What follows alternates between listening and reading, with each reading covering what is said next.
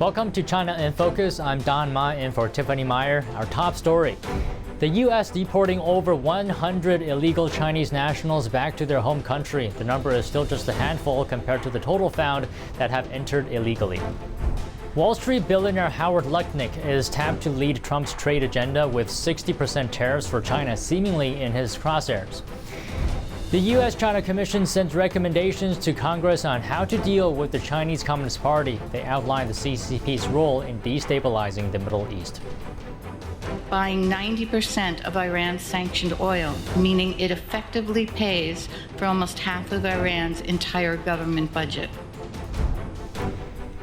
Beijing reacts to escalating tensions between the U.S. and Russia. This after Putin relaxed nuclear weapons policies following a Ukrainian strike on Russia that used American-made missiles.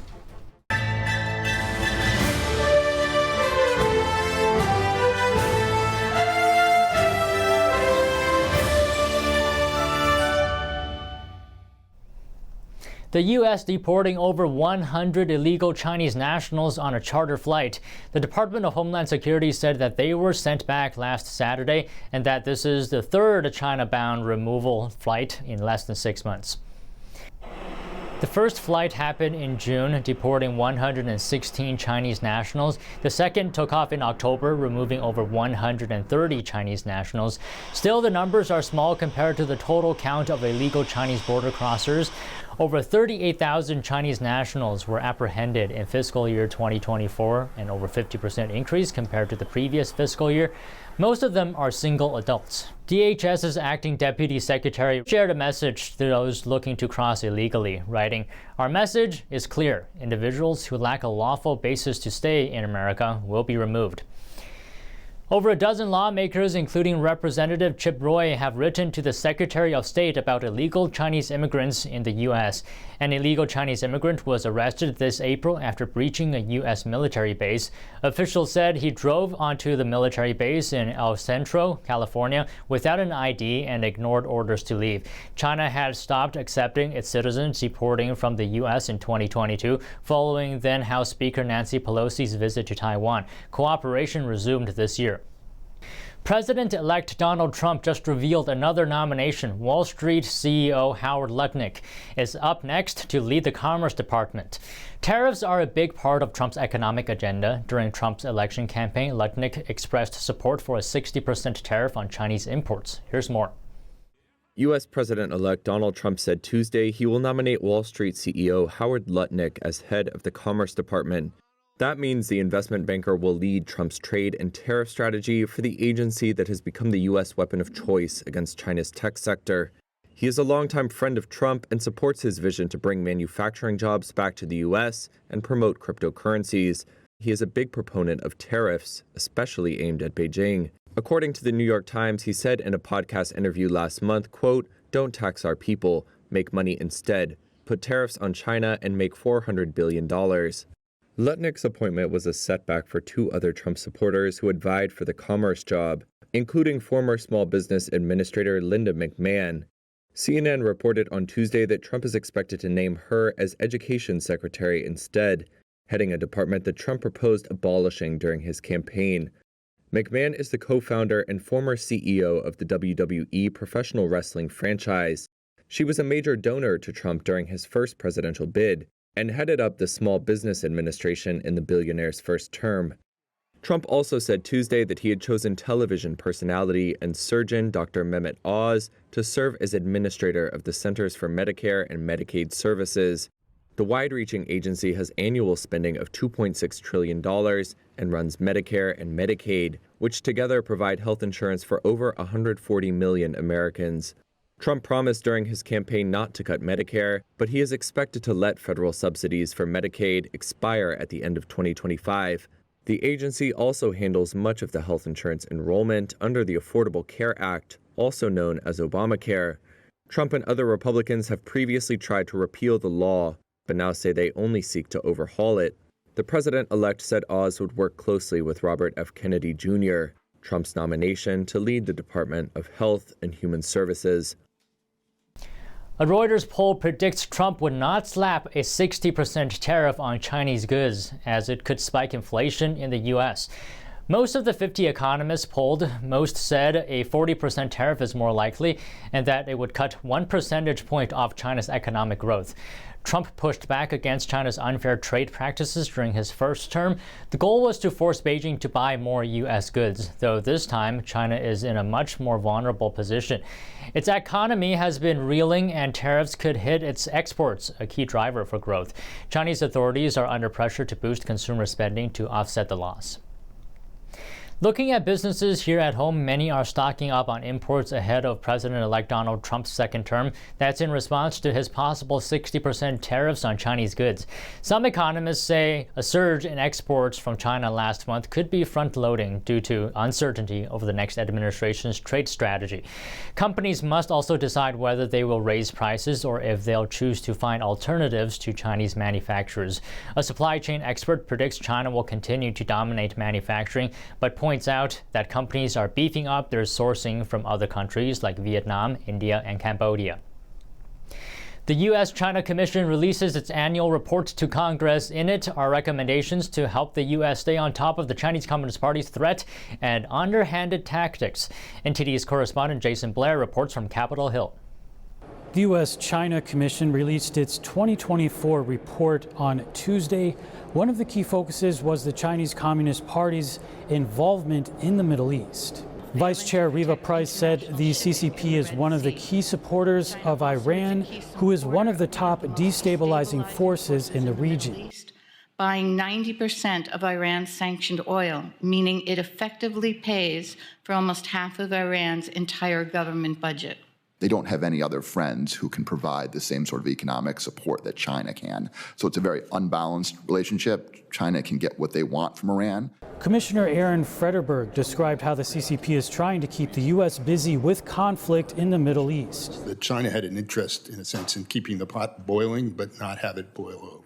Another focus was unsafe and unregulated Chinese consumer goods coming into the U.S. Commissioner Kimberly Glass said the commission looked closely into this, coming from a consumer product safety perspective. Everything from children's toys to makeup to pool filters that ended up killing people. There are some very serious consumer product safety risks. She said that there's currently an inability to police these kinds of products coming into the U.S. They also highlighted how it's getting more difficult to know the true origin of where goods are actually made. Often things might be labeled being made in a country but still are actually coming from China. The U.S.-China Commission is a 12-member commission created by Congress in 2000. They focus on national security implication in regards to bilateral trade and economic relations with the Chinese Communist Party. They monitor, investigate, and send Congress an annual report with recommendations for administrative and legislative action. Reporting on Capitol Hill, Jason Blair, NTD News. Members of the bipartisan House Select Committee on the CCP are running through possible scenarios of heightened tensions with China. They looked at how the U.S. would respond if a conflict emerged in the Indo-Pacific, such as a Chinese invasion of Taiwan. NTD's Washington correspondent Jack Bradley has more from Capitol Hill.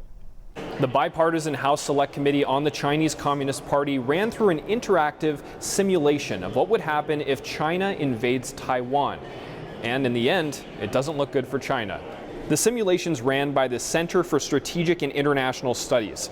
It takes place in 2026, assuming that China invades Taiwan, and the results show that after months of battle, the Chinese Communist Party loses. The U.S., Taiwan, and Japan suffer major losses, but more so for China. Almost all the steps that I've seen the Chinese leadership, including Xi Jinping, take right now, the firing of Minister of Defense, Minister of Foreign Affairs, firing of several key PLA officials, the firing of several key defense industrial executives indicates that they're not particularly thrilled with some of the key people they have and are probably not prepared for a major conflict at this point. The U.S. has the strongest defense industrial base, but Japan also plays a key role here, coming to the immediate aid of Taiwan as well. The researchers say Taiwan will need to fight the first month without U.S. naval support, as it takes about 1 month to bring in reinforcements. U.S. submarines and bombers with anti-ship missiles are the most effective support to combat the invasion. The reality is right now that the U.S. is facing a much more dangerous world out there, a wartime environment. The Russians in Ukraine, the Iranians in and around Israel and the Middle East, and heightened tension both in Taiwan and also the Korean Peninsula. The U.S., it acts, including its industrial base, operates as if it's in a peacetime environment. So I think there needs to be a fundamental shift in thinking as much as in action. The researchers recommend arming Taiwan with more munitions, stockpiling munitions here in the U.S., and creating more access to critical minerals. Reporting from Washington, D.C., Jack Bradley, NTD News. Beijing reacting to Russia lowering the bar for using nuclear weapons. China's foreign ministry said Wednesday that all relevant parties should remain calm and seek de-escalation through dialogue. This comes as tensions between the U.S. and Russia escalate. Kremlin updated its nuclear doctrine Tuesday, essentially lowering the bar for Russia to use nuclear weapons.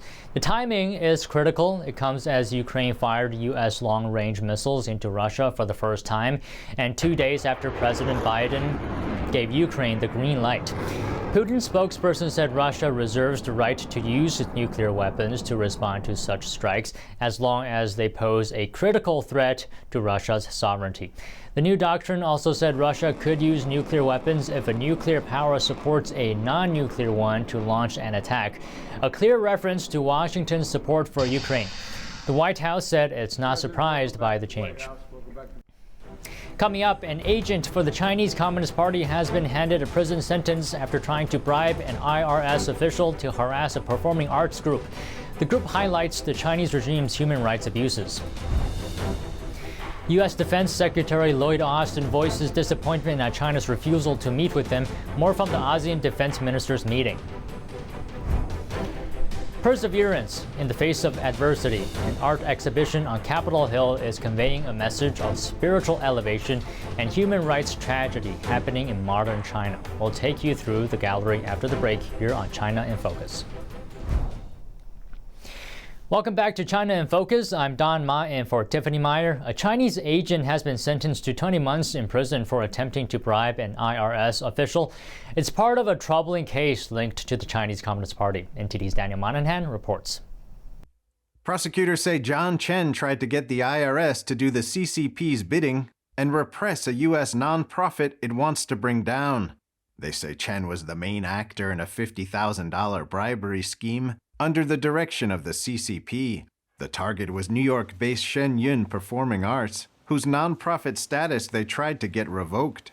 Shen Yun has long been on the Chinese Communist Party's target list. The company tours around the world each year to display the ancient Chinese culture that prevailed before the communist takeover of China. It also highlights the human rights abuses under the regime's rule, including the ongoing persecution of the meditation group Falun Gong, also known as Falun Dafa. Chen pleaded guilty in July after reaching a plea deal with prosecutors. He has spent the past 16 months in detention since his arrest in May 2023. He will now spend another 4 months behind bars in federal custody.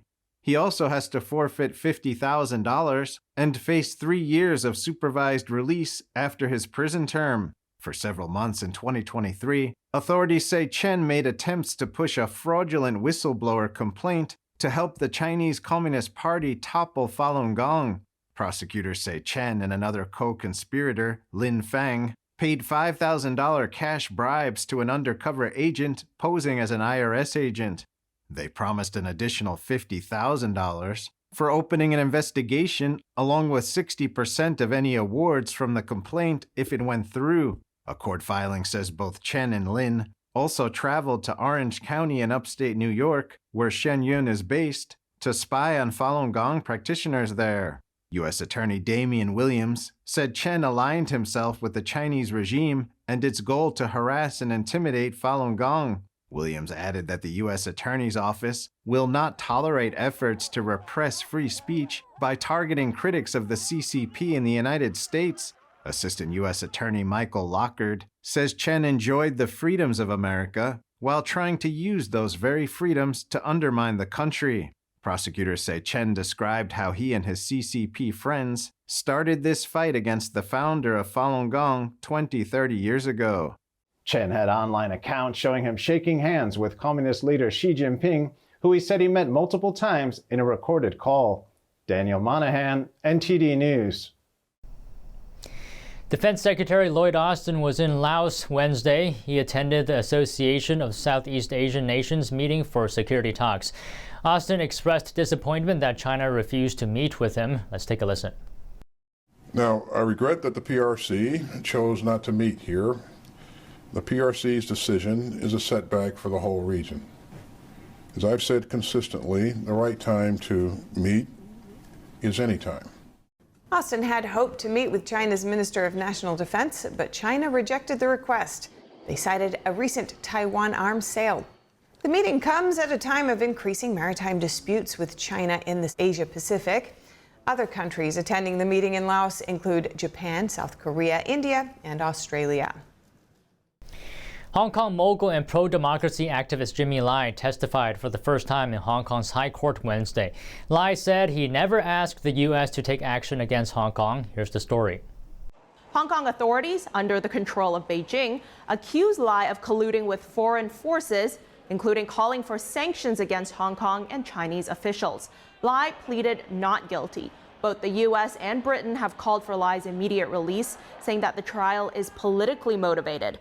Lai said he asked then Vice President Mike Pence to voice his support for Hong Kong during a 2019 visit to the U.S. But he said he did not ask the U.S. government to take any action, saying it's beyond me.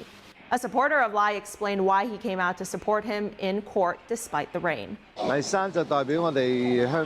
Lai represents the Hong Kong spirit. After he came to Hong Kong, he greatly admired the atmosphere of democracy and freedom here. His testimony comes just a day after Hong Kong jailed 45 pro-democracy activists for up to 10 years in a separate national security case. In October, President-elect Donald Trump pledged to secure Lai's departure from China if he won the election. Paintings conveying the message of truth, compassion, and tolerance are on display in the nation's capital. The works offer a look into the beauty of spiritual elevation and the brutality of Communist China's. NTD Sam Wang takes us through the exhibit. Inner strength through spirituality and ongoing human rights tragedy in modern China. These are subjects of an art exhibit at the U.S. Capitol in Washington, D.C. The gallery features paintings from critically acclaimed artists from around the world. Through the bustling streets of New York City, a young girl stands with a sign in her hands and conviction in her eyes. Under the rain-drenched poncho is an innocent face that brings awareness to a nationwide persecution in China, a campaign that seeks to eradicate those who follow the principles of truthfulness, compassion, and forbearance. The brutality pictured in these paintings fulfilled everything I had heard about the persecution, and it fulfills everything I expect, sadly, from the Chinese Communist Party. In July 1999, the Chinese Communist Party launched a nationwide persecution against Falun Gong, also known as Falun Dafa. Although it's a peaceful spiritual practice, the regime saw it as a threat to its power. Millions of practitioners have since been detained, and some were murdered on demand to supply China's organ transplant market. The infant child and her mother in the picture were just two among many who have lost their lives in the persecution. But my thing is, I feel for the Falun Gong and all the religious minorities. We need to have the same moral clarity when it comes to China, that many of the things they're doing is evil. Doing organ harvesting is evil. Beyond the dark time are brighter days ahead. This picture depicts a true story. An American woman was arrested for protesting in Beijing against the persecution. In a bleak jail cell, she sings a song of hope into the conscience of a policeman who was guarding her. On the other side of the world is a cross-generational moment. A young girl extends a paper lotus flower to an elderly woman, a symbol of purity and spiritual awakening in Asian culture. There are things deeper than politics, and that is our spirituality. Far deeper than politics. What I've gotten from all these paintings is ugliness, but hope in the face of despair. The Chinese people deserve better. They deserve a government that respects their choices, respects their choice to worship the way they want to worship, and it can be done. Reporting from Capitol Hill, Sam Wang, NTD News. That's all for today's China in Focus. I'm Don Man. If you have any feedback on the show or have something you would like to see us cover, send us an email at chinainfocus@ntd.com. We'd love to hear from you. For round-the-clock original news coverage, visit us at ntd.com or download our NTD app. Thanks for watching. See you soon.